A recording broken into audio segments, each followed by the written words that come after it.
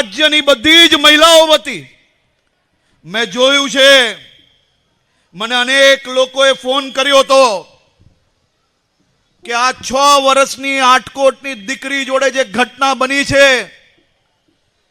પોલીસે મજબૂતાઈથી કામ કર્યું, ગોળી મારી, બધું બરાબર છે, પણ આને તો ઝડપથી સજા થવી જ જોઈએ.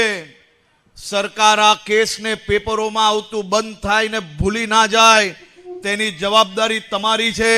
મારી અનેક માતાઓનો મારી ઉપર ફોન આવ્યો હતો. એ બધી જ માતાઓને આજે કહેવા માંગુ છું કે તમે જે જવાબદારી આપી હતી એ માત્ર 40 દિવસમાં પૂર્ણ કરવામાં આવી છે. એ દીકરીના ઘરમાંથી હજી શોક પૂરો ના થાય ને તે પહેલા એ દીકરીના ઘરમાં ન્યાય અપાવવાનું કામ એ આ ભૂપેન્દ્રભાઈ પટેલની સરકાર દ્વારા કરવામાં આવ્યું. અને આ તલવાર જ્યારે હાથમાં આપીને તો એ તલવાર લઈને કેમ નીકળાય ને, એ કામગીરી કરવા માટે જ હું ગુજરાતની અંદર ગૃહમંત્રી તરીકે કામ કરું છું. આજે વહેલી સવારે આ મારી બહેનોને આજે ગર્વ મહેસૂસ થશે, તમને સંતોષ થશે. રાજકોટના આટકોટમાં 6 વર્ષની દીકરી જોડે દુષ્કર્મનું ઘટના બને છે અને ગુનેગાર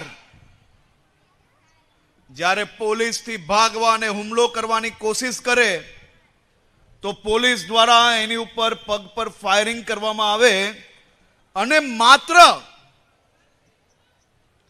40 દિવસની અંદર આ દુષ્કર્મ આચરવા વાળા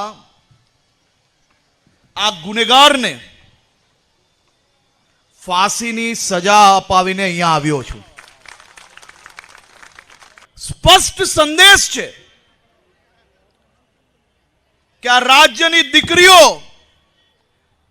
આ રાજ્યની મહિલાઓ સામે ખોટી નજર ઉઠાવી, જો મહિલાઓ પર હાથ ભૂલથી બી લાગી ગયો તો એના જીવનનો અંત લાવવાની જવાબદારી એ આ રાજ્યની પોલીસની છે. આ રાજ્યની પોલીસ એ દિશામાં કામગીરી કરે છે.